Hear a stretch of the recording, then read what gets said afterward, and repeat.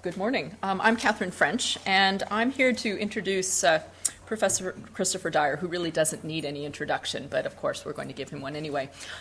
It's with a certain irony that I've been asked to give this introduction, because he's going to speak on Have Historians Been Too Sentimental About the Village Community? And I have been, of course, accused of being very sentimental about the village community. So yes, the irony was not lost on me. Professor Dyer is Emeritus Professor of Local History from the University of Leicester, and he has an extensive publication record. Most of us, I think, are probably familiar with his Standards of Living, Making a Living in the Middle Ages. He's done a great deal of work with material culture and trying to think about how what we know about material culture will help us understand the economics of medieval society. And hot off the press is brand new is his most recent book, here, a show and tell. A country merchant, 1495 to 1520.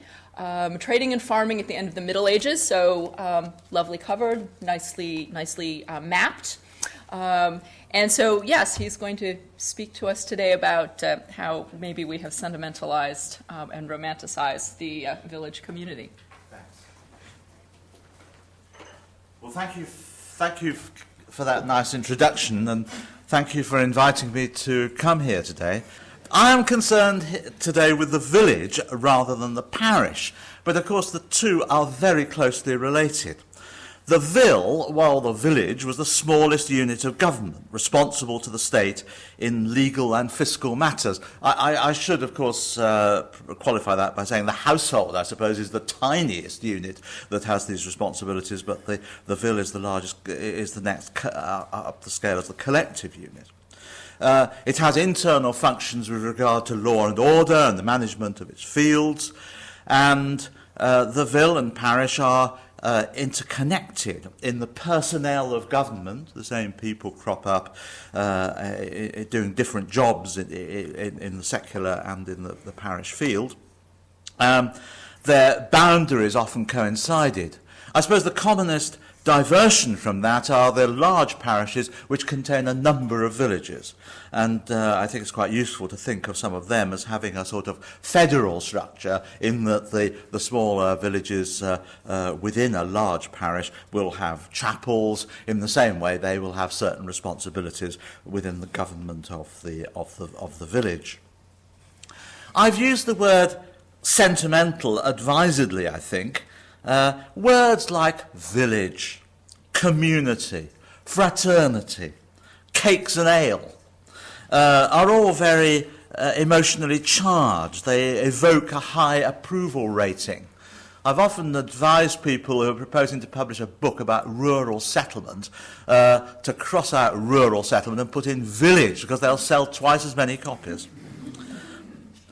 As an example, let me cite the church warden's accounts of the village of Badsey, which is in the Vale of Evesham in Worcestershire, where money was raised in 1528-9, in the year 1528-9, from a church ale, from the young men who gathered 2 and 2pence, from the maids who collected 4 and a penny. I think it's a recurring pattern that the maids collect more than the young men. I suspect this is because the young men spend some of the money they gain on drink. But then, not so commonly, the little maids collected 8pence halfpenny. Who can resist positive thought when we contemplate the little maids of the village, no doubt in their best dresses, watched by their approving parents, dancing and singing in the village street, charming onlookers into parting with a few pence? I mean, that's a very modern take on it. I suspect that selling ale had something to do with the 8pence halfpenny, but nonetheless, that's the picture that it conjures up. There's a danger faced with that sort of evidence of losing all our critical faculties. But we should note that at Badsey, a larger sum than the 8pence halfpenny, 1 and 9pence, came from cock money, which probably represents the profits from a Shrovetide custom of throwing sticks at a tethered cockerel, leading to its painful death, accompanied by much festive ale drinking, from which the 1 and 9pence comes. The advocate of a rosy view of the village would urge us to abandon modern sensibilities, sympathy for the cock, and interpret the event as a robust celebration of popular village culture. Robust is one of those nasty words I think should be abandoned, driven out of the vocabulary. It's always an excuse for something nasty.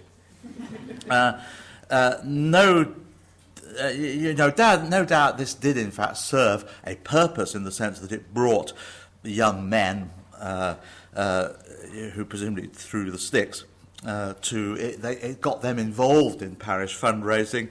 It had an inclusive effect. It brought together all sections of village society. There are many examples of the village community attracting favourable historical reference. A book which I use a lot and which I think is very valuable is by W.O. Alt, who analyses village bylaws, and he was anxious to take very seriously the phrase by common assent, by the assent of the whole community and so on, which crops up in those bylaws. And he clearly believed that the self-governing village had been carried across the Atlantic in the 17th century and became the basis for American democracy. I think you'll find the same idea reflected slightly less boldly in the work of G.C. Homans. Other historians have seen villages policing themselves by tackling antisocial behaviour. Historians of fields have discussed the social logic of the Midland field system with its intricate pattern of strips and furlongs, and have rescued the open fields from the critical comments of people like Arthur Young, and we now see them as being flexible and efficient. People writing about parish life encourage us to think of them as the parish as being inclusive, voluntary and harmonious, and the church wardens are given credit as successful coordinators who brought together funds and spent them effectively. The role of the church and parish provided the whole village community with a focus, a visible symbol of unity, a meeting place, a series of occasions and festivities that punctuated the year. The left is somewhat suspicious of this idea, that is, of the central role of the parish church. It rather looks as if people were conforming with orthodox ideas and adopting the hierarchical principles for which the church stood. But the left has another version of the village community, or should I say the manorial community, because obviously the concern is with the relationship between the peasants and the manor, and of course many villages were divided between a number of manors. But their view is perhaps best described as romantic rather than sentimental, in which the emphasis is on the organisation, the collective organisation of the tenants to negotiate with the Lord, to protest against unfair rents, to stop rents being raised, demanding the abolition of bad customs and so on. And of course the peasants backed up their claims with collective bloody-mindedness, refusals to do service, non-payment of rent, boycotting the Lord's mill, boycotting the Lord's court, and so on, and taking it right up to the level of lawsuits in the royal courts. The point is, of course, that these people who were individually weak were gaining collective strength by their joint action. And the way the Lord encouraged this, or enabled this, because he insisted that they take part in the government of the manor, he gave them, if you like, official positions as reeve, jurors in the manor court and so on. And of course, that gave them the means of organising protest. The Lord was imposing on them an organisational structure which could be then used to subvert his power. Why do historians feel the need to study the village community and to focus on it? So much of our evidence relates to vertical relationships, kings and subjects, bishops and clergy, lords and tenants. These are the sort of vertical bonds which we can see very easily in society. The advantage of studying the village community is that it gives us an insight into horizontal relationships, mutual cooperation, participation in government, and it strikes us very forcefully that although it's very poorly documented, there is evidence there of this sort of supportive grouping of people who are not always acting. Sometimes they're acting in obeying authority, but sometimes they're acting in their own interests. In some ways it's strange, in some ways it's very familiar. I've always thought there's a very close relationship between the village community and the university history department. The two are about the same size, a few hundred people, and you can see a lot of similarities, including the committee system, because as far as I can see, medieval villagers spent quite a high proportion of their lives in committees of various kinds. They didn't call them committees, but making decisions and collecting money and all the rest of it. I'm going to attempt an analysis of the village community, setting aside these emotional approaches and unrealistic assumptions. I want to focus first of all on inequality and social hierarchy by examining the working of the manor court, and in particular looking at bylaws. So that's the first part of my talk, and then the second part will be about the inclusion of the poor and the way in which villages, or the contribution villages made to poor relief. An obvious starting point to a critique of the more extreme, rosy conception, sentimental conception of the village community is to emphasise the hierarchy and the stratification. If you like, the enemy of equality and fraternity.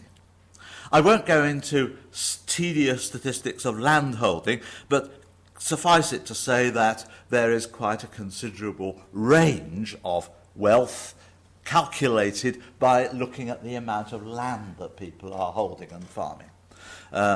Before the Black Death, in many villages, you get an upper stratum of people with 30 acres of land, and of course you have a significant minority with only a cottage or an acre or two. By the late 15th century, going forward to about 1500, which I suspect is the period that this audience is most comfortable with, shall we say, then you get a much higher proportion of people with 60 or even 90 acres of land. I've been looking at a group of Gloucestershire villages for the book that was so kindly advertised earlier, where 40% of the tenants had 60 acres or more. So there is, if you like, a growing disparity of landed resources, of wealth, between the top and bottom of village society. Of course, there are less cottages as well, but they're still there. And you have to ask, how did you get the labour to work 60 or 90 acres of land? And the answer, I think, in most cases, is that you employed cottagers within the village, but you also had quite a significant number of servants, of people living in the household of these of the tenants of these larger units. Though I should mention the idea that's put forward by the late lamented former colleague of mine, Harold Fox, who could visualise something like a tied cottage system in 15th century Devon, where tenants with these very large holdings would take on the tenancy of a cottage or sometimes two or three of them, for no obvious reason, unless it was to sublet them to labourers, in return for, the guarantee that they would turn out and work, say, in the harvest period or something like that. Further indication of the existence of this upper stratum of people in village society is obtained by looking at the office holders, the people, and there are lots of them. Jurors, reeves, beadles, afferers, chief pledges. There's a whole string of people with official functions within the manor and within the manor court, and of course the constable is a village official.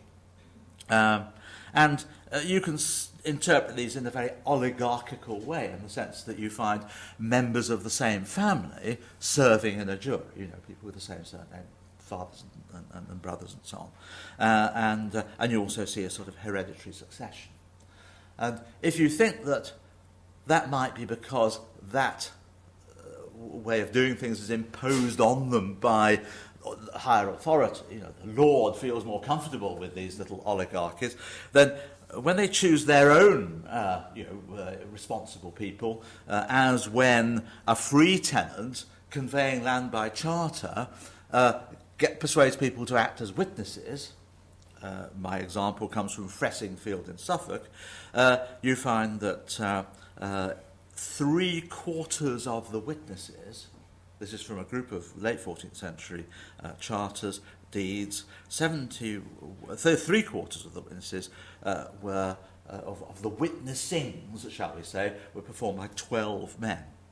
And a man called Roger Leneve was sort of top of the tree with 43 opportunities, if you like, to be a witness, and his son succeeds him with 45.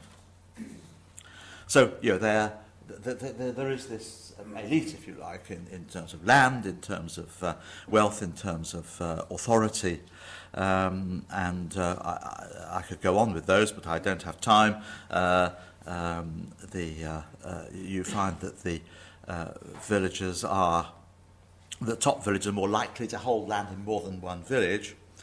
You find that they have, in other words, they have connections beyond their own particular community, and you find the same thing when you find them being retained by an aristocratic lord. They join the retinue of a lord. A small minority of them, but nonetheless a significant one.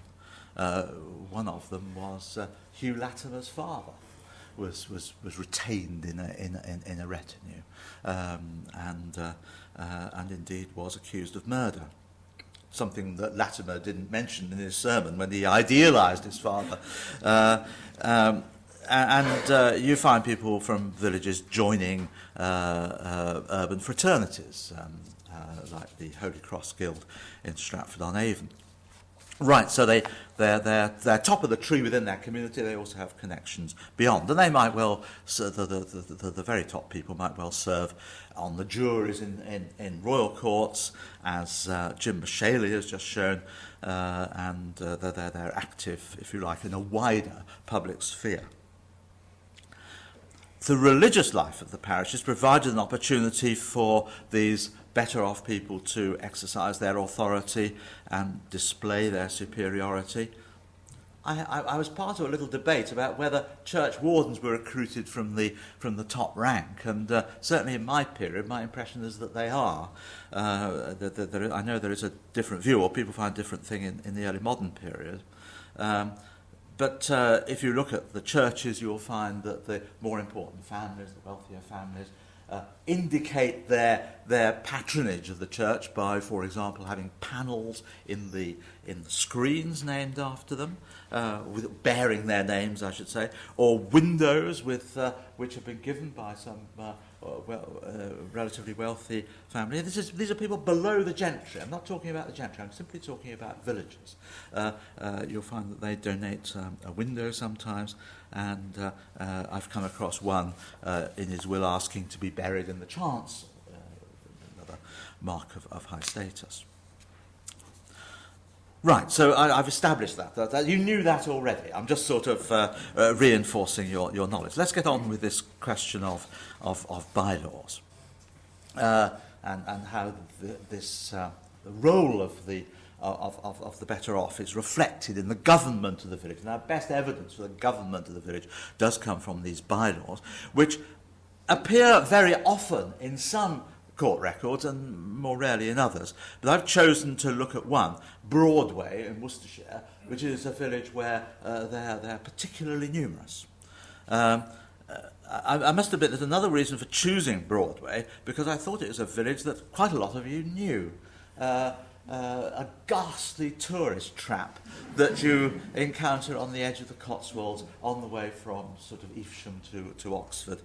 Best avoided, I think, in my view, in view of the number of antique shops and overcharging tea shops and so on. Anyway, back to the Middle Ages. It's a nucleated village. It has pretensions to be a town, but doesn't seem to ever develop properly into a town. One of its major features, in fact, is that main road that I referred to, which is an important medieval main road, running through the centre of the village. It's quite big. It has about 40 households, and it conforms with that picture I painted earlier of a very differentiated community with a lot of people with 60 and 90 or 100 acres of land and poorer cottages as well. The bylaws have a variety of preambles and descriptions of where they come from. Some of them simply say it is ordered, which is not very helpful. Some of them say it is ordered by the steward, who is the sort of the Lord's official, the judge who's presiding over the court. Sorry, I should have said who the Lord was. Pershore Abbey. It's a big monastic lord. Of course, that's why we've got the records.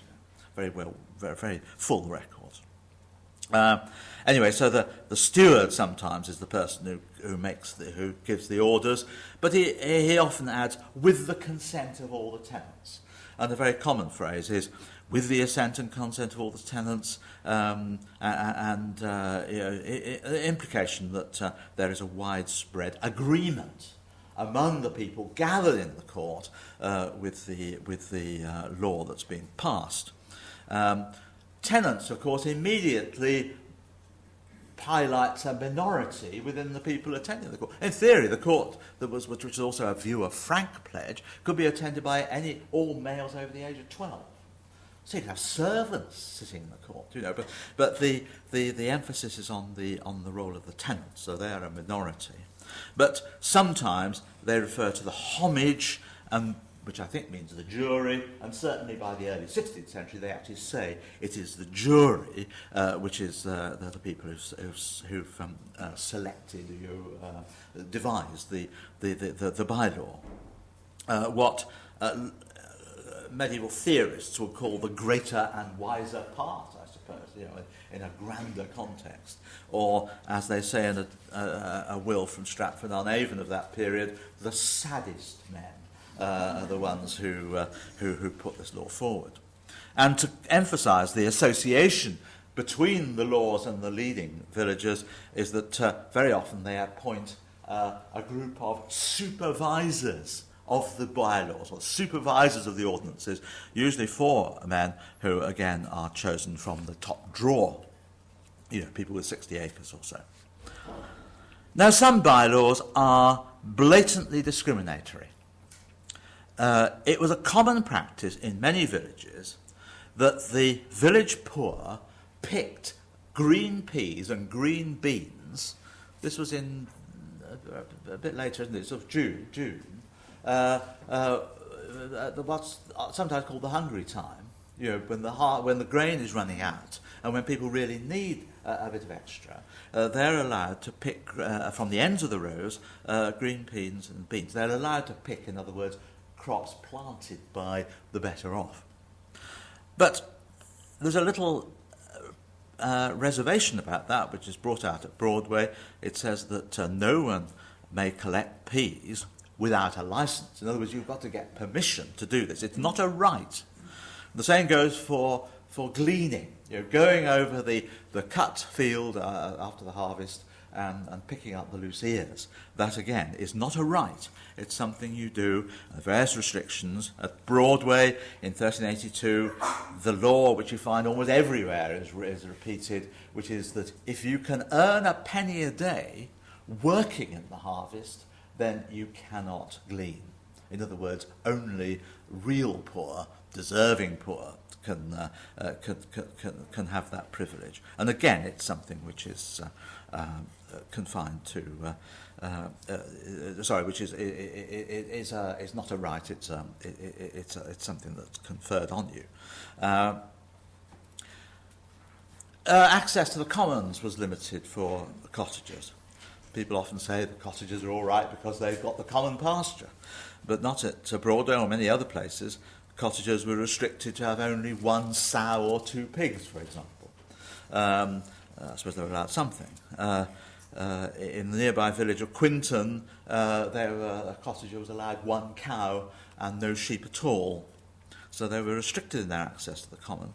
I thought the nastiest one, I think, was in 1506. They produced a law which said that the tenants of cottages were not to take furze or thorns, sort of bushes growing on the neglected parts of the common pasture, until the other tenants have taken theirs. So I think what they're worried about there is that the cottagers will cut lots of this stuff, which is used for fuel and for fencing. They'll cut these furze and thorns and sell them. You know, that they're not using them themselves, but they're for profit. Of course, the richer people aren't interested in profit. And then, of course, there are regulations about illicit games, which seem to be aimed at particularly at the landless, I think. I don't actually have the bylaw, but we are told about offenders in 1446, when 5 people were accused of playing at dice and at tennis. Sort of, you can imagine the disorderly character of medieval tennis. So they're all like Andy Murray, swearing at each other and misbehaving, and therefore encountering the wrath of the rest of society. Stealing, I should mention, stealing from hedges. Indeed, the poor women who, there's many women who were stealing or taking wood from the hedges of their neighbours were threatened with imprisonment, which is a very unusual penalty. Right, so there's clear evidence that these cottagers, non-tenant, servants, people living on the fringes of society were regarded as potentially criminal. I mean, gleaning was a great way of concealing theft. You know, you came out of the harvest field with a great bundle of corn. Who's to tell that you haven't taken that from one of the sheaves? No, you haven't gathered it. That it's there's a potential problem of disorder, as in the uncouth sport of tennis. They're worried about people not working, you know, that they're wasting their time in gambling instead of sort of sleeping in preparation for the day's work. In Elmley Castle, a village a mile or two away, they had to go to bed at 9 o'clock.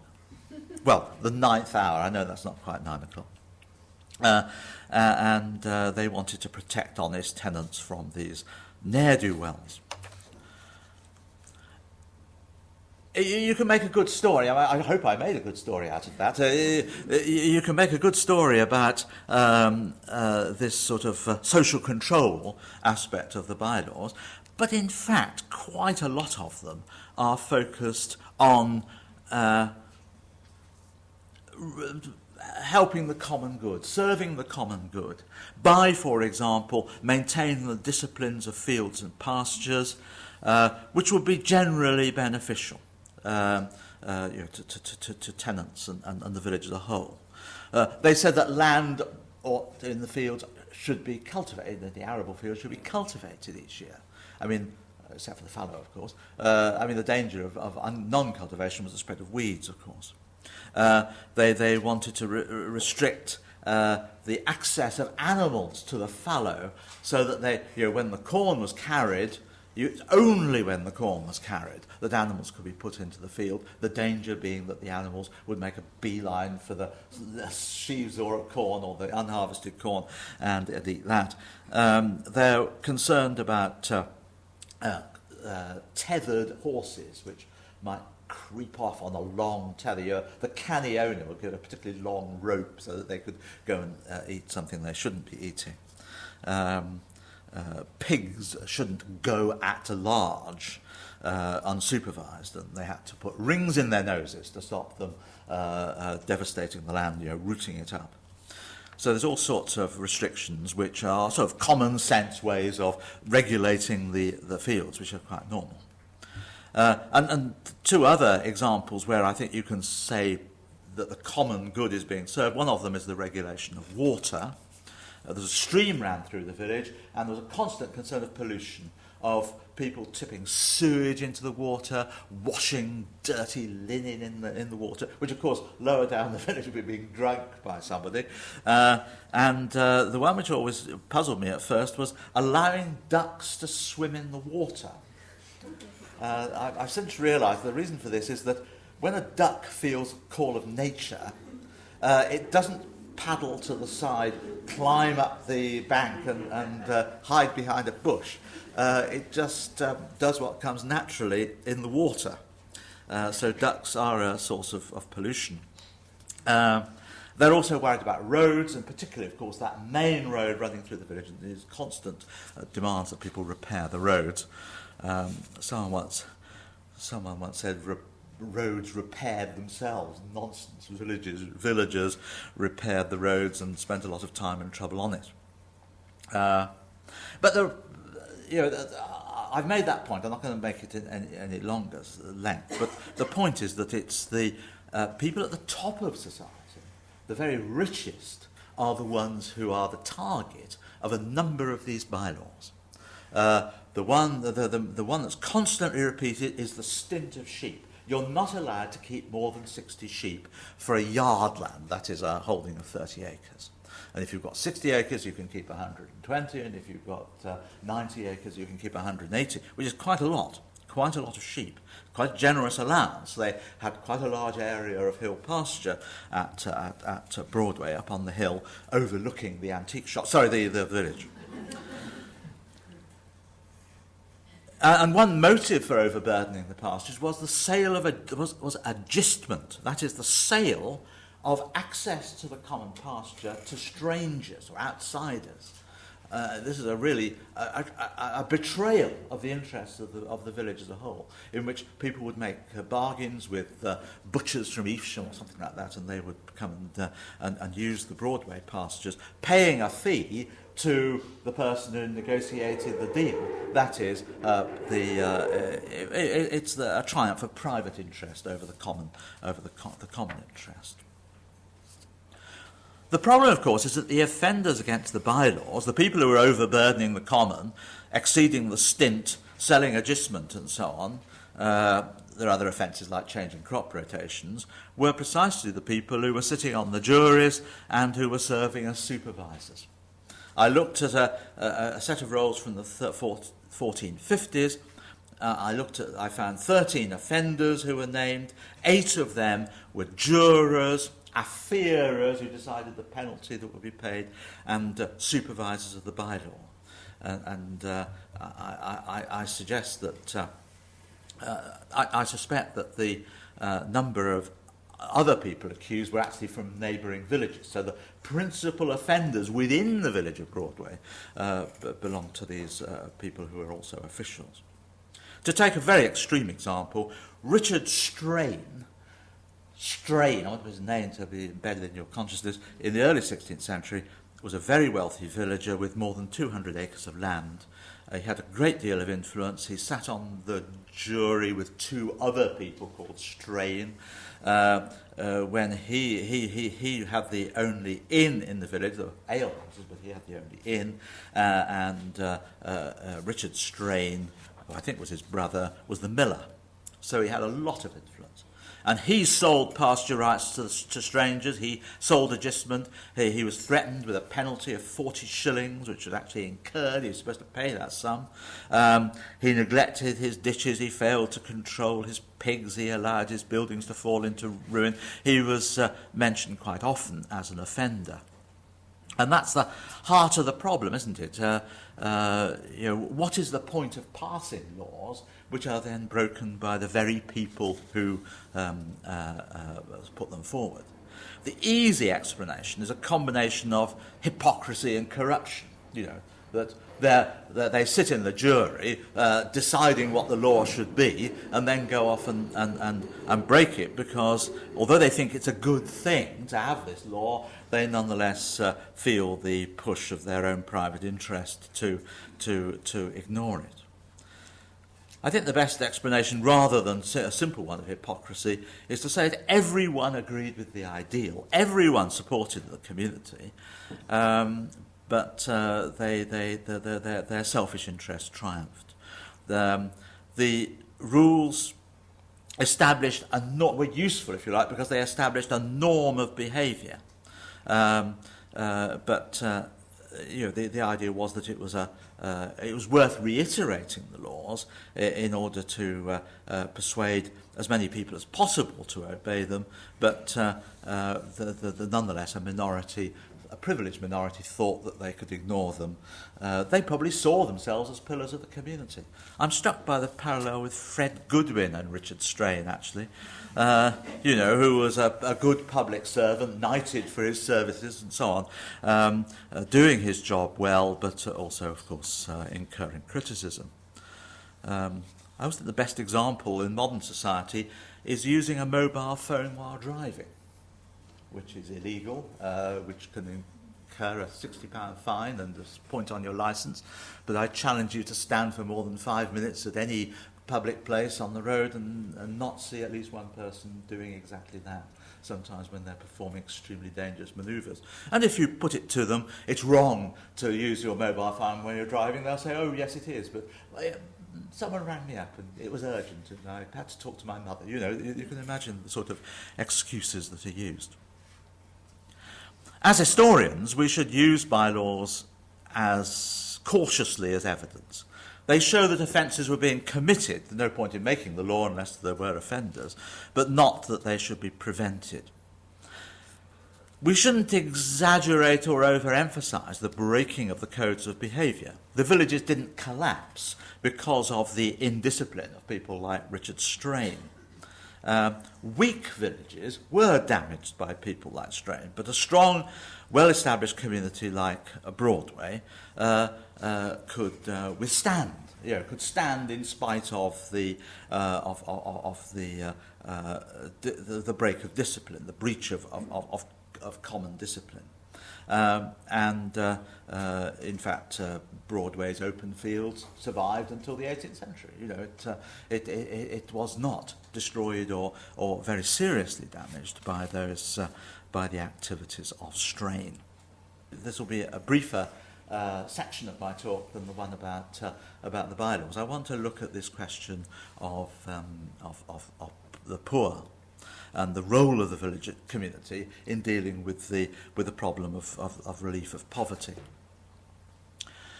Social historians in the 1950s and earlier subscribed to the idea that the poor received help from a number of parochial and village agencies. A historian called Brian Tierney, in a book called Medieval Poor Law, argued that under canon law, the parish, the clergy's part of the parish, had an obligation to provide revenues for the share of the income of the parish for the purpose of alms. And he believed that this made a major contribution. G.C. Homans, who I mentioned earlier, and other historians of the manor and of the peasantry made much of maintenance agreements, by which a retirement agreement was made by which an old or sick peasant would surrender his or her holding, and a successor, sometimes a relative but sometimes not, would take over the land, agreeing to provide the elderly peasant with accommodation, food and clothing. In other words, a share of the revenue of the holding. And this was all supervised by the manor court. So although it was a sort of private agreement, it is sort of a pension arrangement, if you like, being done privately. Nonetheless, it was under the watchful eye of the manor court, so that if people in the community thought the rules were being broken, then they could report the new tenants for neglecting their duty to the old tenant. There's a new consensus now, a sort of post Mrs. Thatcher consensus, I suppose you could say, which gives the village institutions much less credit for organising poor relief. If I could just pick on one particular example, it is the way in which the land market behaved during periods of bad harvests. That when the price of corn went up, when the income of the poor became dangerously low, they would sell small bits of land that they owned, that they held, I should say. And it was their friendly, wealthy neighbours who were very happy to collect those pieces of land and add them to their already quite large holdings. That looks suspiciously like not helping the poor, but, well, I suppose it helped the poor in the sense that the money they were given would keep them going for a little time, but it was really a disadvantage to them, of course, to be forced to sell their land in a state of poverty. Others have said that there's very little evidence to support Tierney's argument because it's based entirely on legislation, if you like, and that there's very little evidence that this sharing of the parish revenues with the poor actually happened. Instead, the new emphasis from the historians of the Poor Law is that a new parish-based system of poor relief was brought into existence in the 16th and 17th centuries with various new elements. State enforcement, the poor laws, like those of Elizabeth, compulsory levies through the rates to collect money. The primary role is given to the parish in its secular form to collect those rates, and then through a new lot of officials, the overseers, recruited from the middling sort, are the people who identify the poor and dispense assistance to them. This required, eventually, a definition of those entitled to receive relief by virtue of their belonging to a particular parish. I would argue that this poor law system was not entirely new.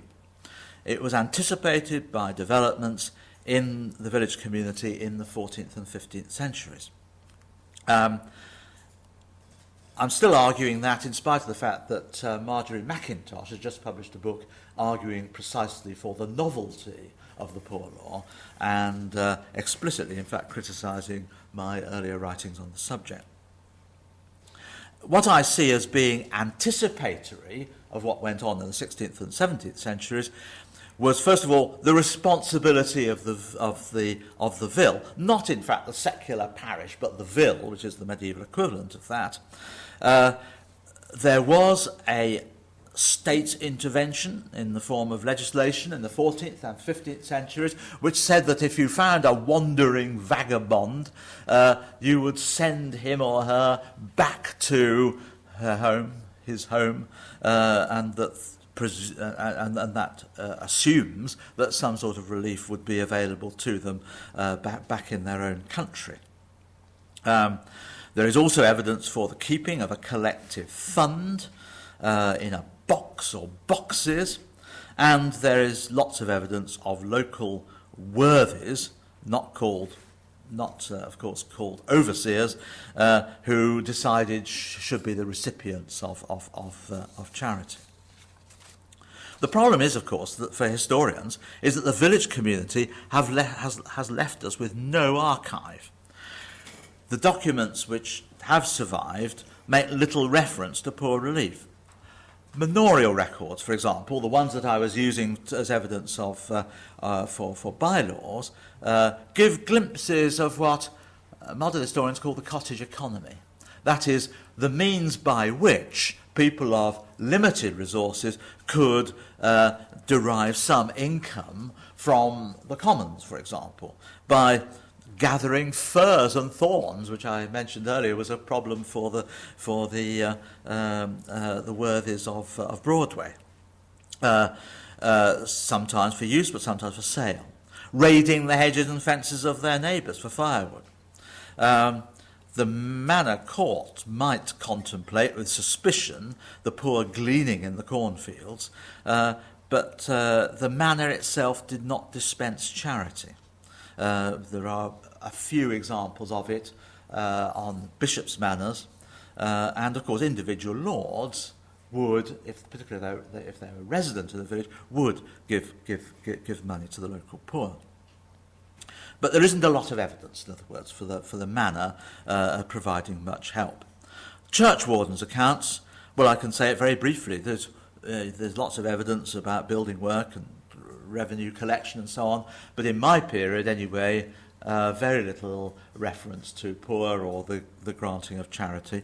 And I suspect that's not because they were not involved in any way, but because it wasn't their job, if you like, as church wardens. The church wardens' accounts record their activities as those looking after the fabric of the church and the fittings of the church.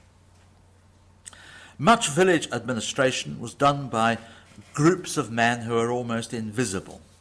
Those who maintained the roads, for example. I've only found one document which refers explicitly to a group of people mending the roads.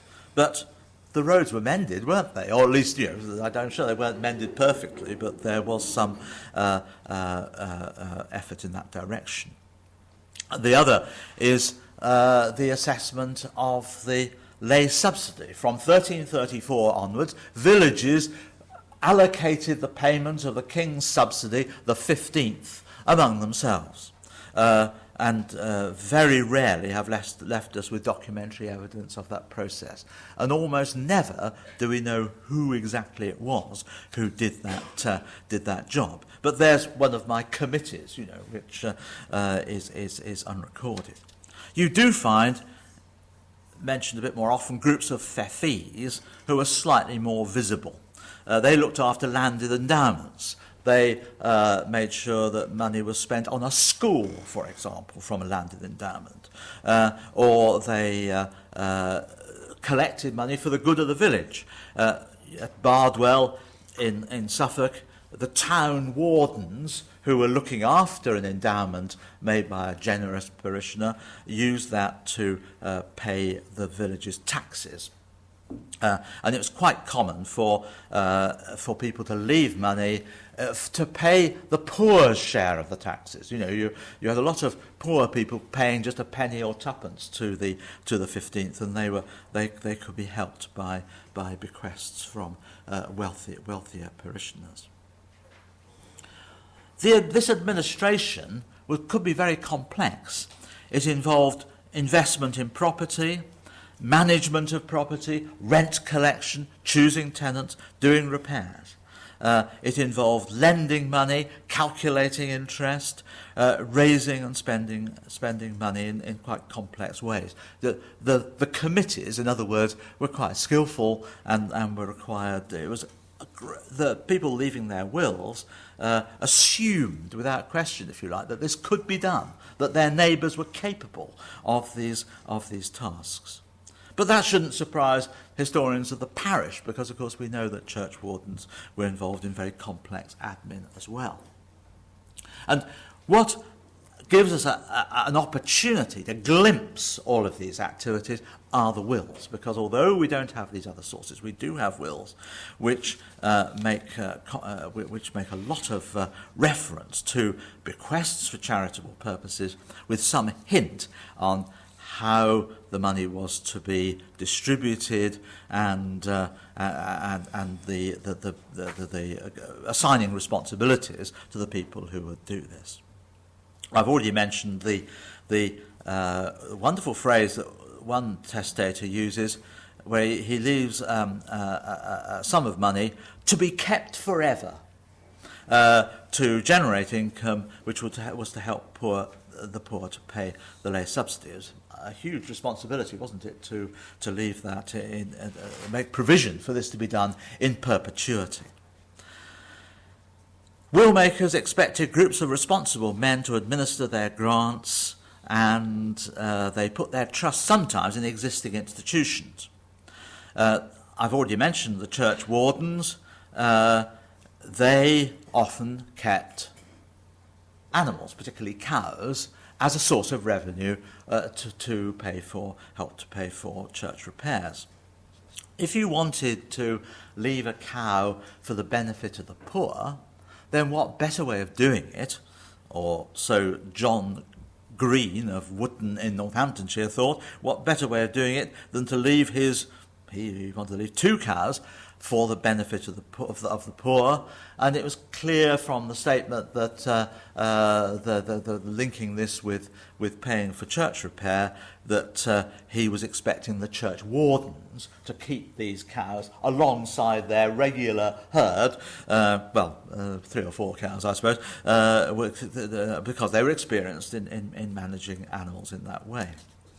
A husbandman of Ickleton in Cambridgeshire called Stephen Crudd left the income from 4.5 acres of land to buy herring for the poor in Lent.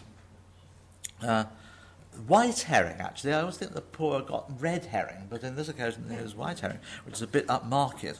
And he named 12 thefes who were members of the local fraternity. So he was drawing on the experience and administrative skill of the local fraternity to do this. The wills reveal both unsurprising and surprising attitudes toward poor relief.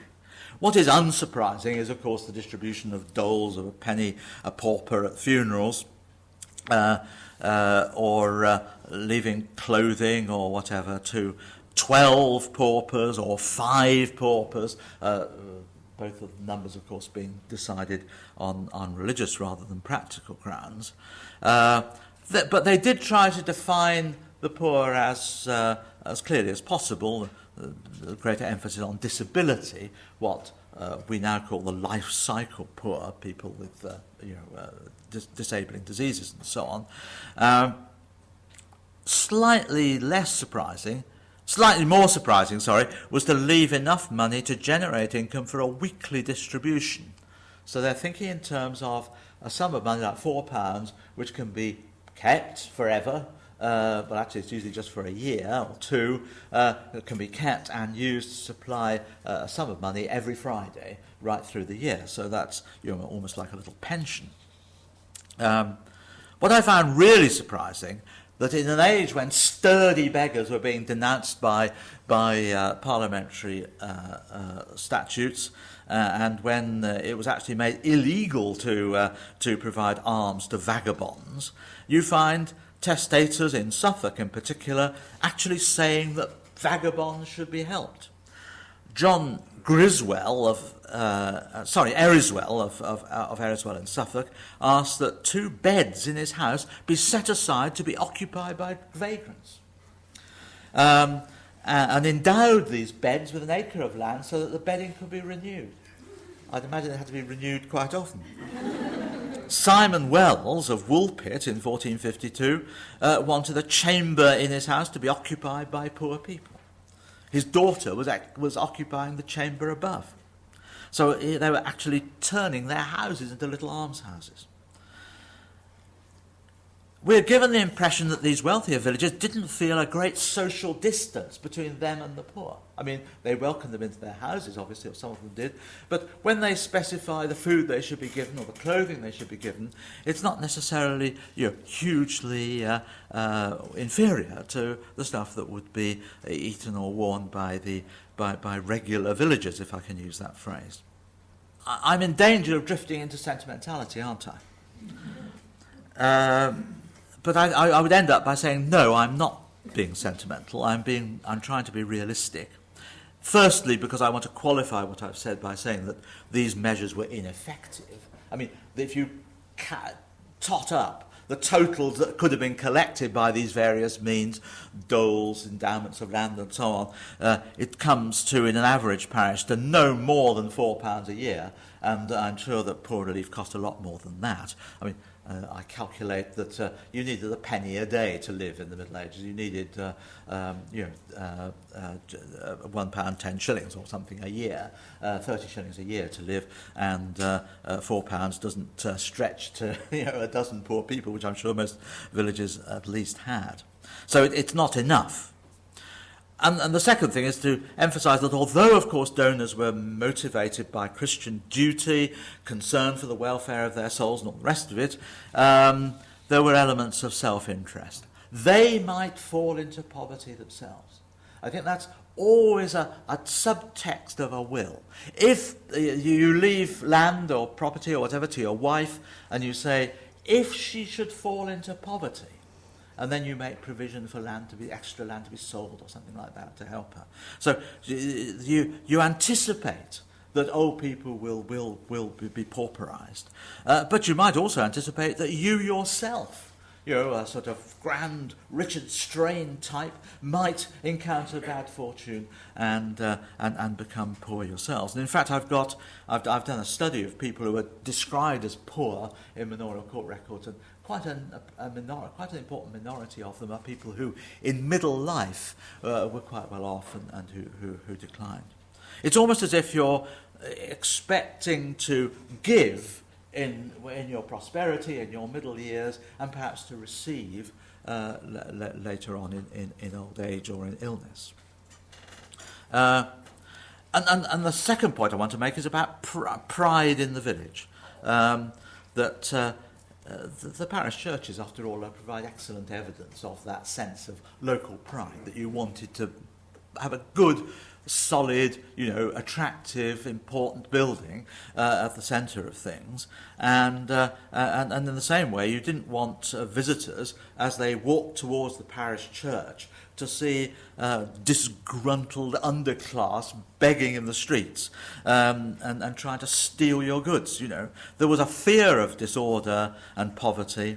It was linked with gambling, prostitution, quarrelsome games, disorderly conduct, and so on. And the people who wanted to care for the poor were anxious to avoid that sort of disgrace falling on the village. And a final point, which is an ancient one, which I don't need to reiterate, is that, of course, a group of poor people who are being helped in bad times might be available to be employed when needed. They provide a pool of potential workers. So, to sum up, we're sentimental if we think of villages as cosy, harmonious communities bound together by brotherly love and mutual respect and support. Villages were unequal, divided, full of tensions, quarrels, exploitation, resentment. I won't go on about it. But they still weren't, in the sense that the open fields and the common pastures, in spite of the activities of Mr. Strain and his friends, did provide most of the inhabitants with a livelihood and indeed with some profits. The high point of achievement of the village communities was those churches, particularly those grand churches that are being built towards the end of the medieval period. And finally, I would say that they were groping their way towards a system of poor relief which was unsystematic but partly effective and anticipated the later developments. Thanks.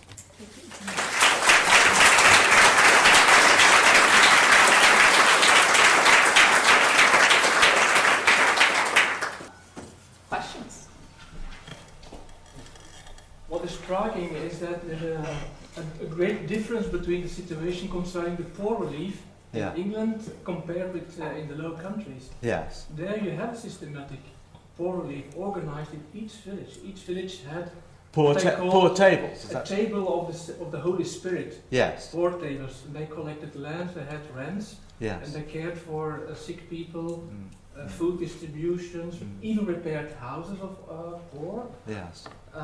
Helped to pay the taxes, and we know even some villages who had a proper hospital for the sick, all organized by the table of the poor. Yes, no, I'm aware of that, and I wish I could give you a good reason why. I mean, you could see, a movement in that direction in a number of ways. For example, you do get almshouses, as I mentioned, rather small domestic almshouses within a house, but some parishes, but they tend to be urban ones, do set up proper almshouses, with room for 6 or 12 people and so on. But you wouldn't find an almshouse like that in a village. Usually, it's usually in the small towns. And I wonder why the difference. There is the difference. Yes. No, I'm afraid one can see an AHRC project being launched. But I mean, it is a serious problem. I agree. Obviously, disorder and gambling, these kind of fears, certainly in the 16th, 17th century, are strongly associated with alehouses. And I wondered whether the bylaws in your late medieval context are particularly concerned with alehouses and regulating. Or is that connection? I mean, I'm thinking in terms of my own work, trying to think how much some of the things I'm thinking about with alehouses in the 16th and 17th centuries are new, or whether they're continuing. Well, I think probably they are new, because the principal concern of the authorities with regard to alehouses is over the regulation of price and the use of legal measures and the setting up of a stake. People are always being accused of not putting the sign up outside their house. And of course, in my period, or certainly before, say, 1400, the alehouse is a temporary business. That a house will be designated an alehouse when a brew is made, and then when that brew is exhausted, another house will start up, and it'll be done almost on a rota basis. But so there's a lot of regulation of that, but regulation of behaviour in alehouses is. I mean, it's assumed, I think, that the dicing and so on is going on in alehouses, but it's not often said. It's banned in general without some specific reference to the alehouse. I have in fact thought of a bylaw it wasn't a bylaw, but a prosecution, if you like, a presentment at Broadway, which said that you weren't allowed to gamble in the morning in an alehouse. I'm not quite sure why it was okay in the afternoon, but there was that did refer to alehouses, but that's rather unusual. I think probably you're right in saying that is something that is more explicitly stated in your period. Just to go back to charity, I've done some work on the Diocese of Winchester, the Church Warden's accounts, and I don't quite agree with, I know it's a different time and different place, 17th century Winchester, but there was considerable activity by church wardens distributing charity, and the amount of charity went up over the century. Yes. You mean the charity appears in the church warden's accounts? Indeed. Yes, well, it doesn't, you see, in my period. Yeah. I have to say in your favour, but the amounts were very small, and even if you get a 100% increase, it's only for the year. Yes. It's only from, shall we say, 5 shillings to 10 shillings. Small figures. Yes.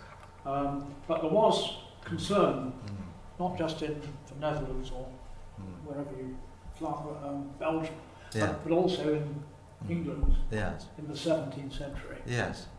But I think my point would be that church wardens are not inactive in this area, but they're more active as enablers of charitable donations and so on, rather than as doing it themselves from their own resources. And I suspect that they have a role in these little committees, which are not concerned with the church fabric, because that is undoubtedly the focus, isn't it, of church wardens' accounts, certainly in my period. One of my bugbears with the cataloguing and description of manorial records is that I think it's true to say that not a single library or archive ever consistently tells you who the Lord was. Yeah. And I link that with a weakness by academics who write about manners, even, shall we say, the volume edited by Smith and Razi, to ignore the question of the Lord. Now, one could easily hypothesize that an absentee religious house like Pershaw would, as a result, see a greater tendency towards a strong village community. I wondered if you would feel that that is the case. It's very untried territory, isn't it? Yes, yes. No, I don't think anyone has ever tried to test that. And it's interesting that I forgot to tell you who the Lord of the Manor was until a late stage in my discussion of Broadway, whereas some historians have said immediately this is a Persian manor. I don't think that the village was stronger because it had an absentee lord, because I can think of other manors which also have that evidence of this constant legislation who are not monastic. And in any case, the sample is biased because there's a tendency for a high proportion of the records, the good records that survive as being monastic, isn't there? But I agree entirely that it is an important factor, and people are too ready to ignore it or forget it. Well, just to take the chair's prerogative. So in Somerset, what you see with the church warden accounts that survived pre-Reformation is that it's very much with parishes that are appropriated to monasteries. So they seem to learn the habit of writing and administrating, or they have access to people who can teach them or do that for them. And so I'm wondering if there's a similar dynamic. So you have your monastic manors that have the access to written administration earlier, and perhaps a greater concern for administering it, and how that might actually impact how the village then behaves because they have this administration might create that sort of link between creating a different kind of manor that's monastic versus a manor that's got a secular lord. Yes, the clerk who writes the Broadway record, for example, is an employee, a clerk of the steward, who is an employee of the monastery. So it isn't that a villager is scribbling away. But there's a very interesting written traditions of writing records persist. The same sort of record is made over decades, even though the personnel change. The new steward, new clerk, and so on. But the clerk obviously looks at the previous records and says, "Oh, that's how they do it," and so he imitates it. So you do get a continuity of a strong written records. And also, unfortunately, a continuity of scruffy records being kept on other manors, or even petering out in time.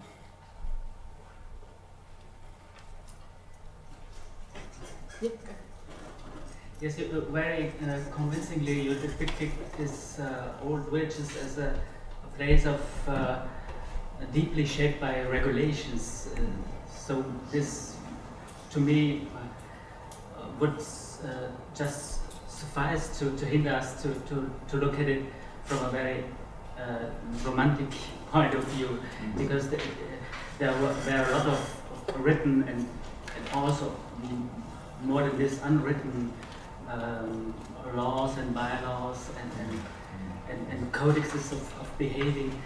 So I'm saying this from a point of view from northern Italy, where I'm coming from. Only to give you an example, still today, this sort of gleaning or of collecting the non-harvested grapes is... Did you say grapes? Grapes. Oh, right. There's a wine region there, and you're allowed to collect the grapes, only the sour ones remaining on the skeletons after the harvest took place. So this is generally observed by townspeople and village people. So there is a long tradition in this sort of regulations. And they then make wine from them. The people who collect the grapes in that way then use them to make wine. Yes. Or eat them, because there's only small amount of grapes remaining on this. Only the red ones. So the big amount is going into the harvest, into the producing of the like the English middle class. They eat only grapes. To say there's this long run of regulations in the village context. I mean, what you get in some continental villages is a lot of regulation, but without any reference to enforcement at all. So but of course, what we get are supposedly records of regulation of people being punished for breaking the law, but you still can't you can't trust that evidence, if you like. That there seems to be not enough prosecutions in view of the number of laws that are being produced. Laws seem to be sort of made and then just sort of ignored. Hi. I have a question feeding on from the kind of regulated bylaw. And so I was really interested by the licences for the P's and B's that you'd be assessed for the 1 penny. Is they kind of invoke a language of customary right to these things? If they're not given a licence, is that very powerful in this certain area? Well, if you're not given permission, in theory, you can be fined in the court for having broken the rule. I mean, your neighbours will report you, presumably. But when they break the rule, would they then use the language of customary right to legitimise it? Well, it's time out of mind. It's this business of entitlement. That the idea grows up among the poor, I'm sure, that they are entitled to plead. Or indeed, in that period that I was talking about at the end of my talk about when there's a more systematic collection of money and so on, and the people of will makers are leaving money in greater quantity for the poor, that they begin to think of themselves as being entitled to receive relief from the parish. And that's a problem that historians of the 16th and 17th centuries worry about as well. So yes, I suspect that there is a belief among the poor of a world which owes them a living, if you like, or that they are members of the community.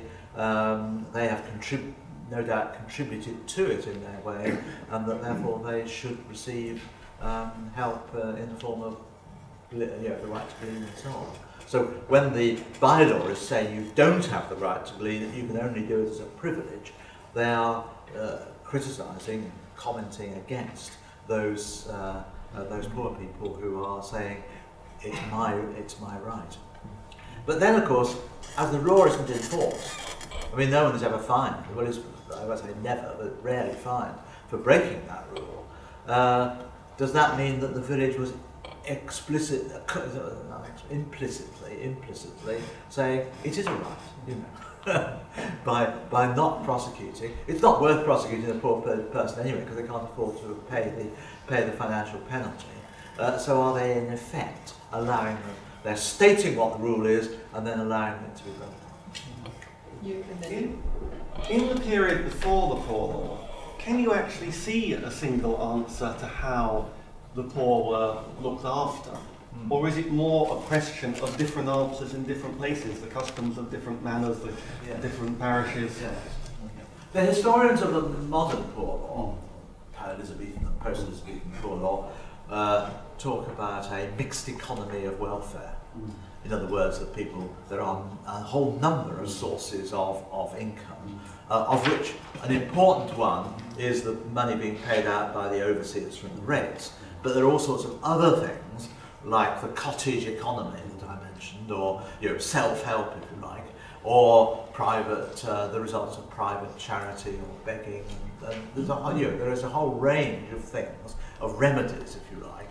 And the poor have to work quite hard to exploit all of the different sources of income available. That's what happens after the Poor Law, if you like. But the Poor Law provides a sort of quite a large base from which you can expand your money-making activities. In my period, before 1540 or whatever, then there isn't that sort of core funding, if you like, from the parish, and you have a much greater range of sources that you have to exploit, and the poor have to work even harder. I'm going back to the corn gleaning.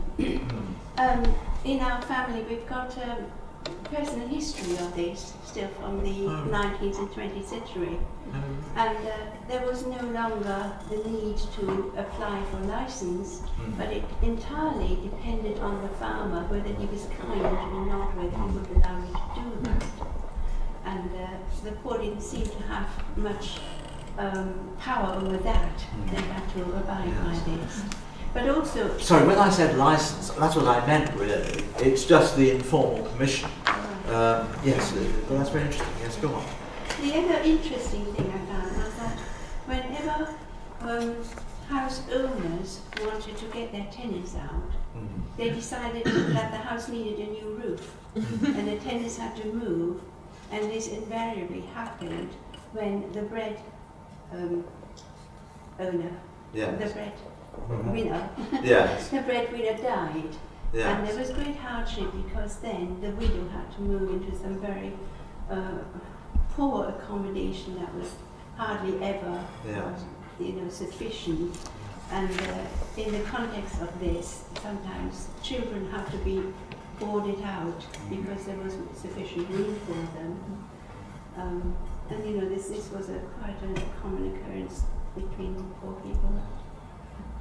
I mean, in my period, the equivalent of boarding out, as you put it, there are provisions for the manorial court will sometimes make arrangements for the welfare of orphans, not formally usually, but it is after all very common for young people to go as servants into the households of who need extra labour.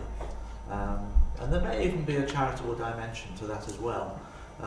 That you take in the son or daughter of a local poor cottager, and you just give them their bread and board. You don't they don't earn a lot of money, but it is a way in which the people of the children of the poor can be looked after.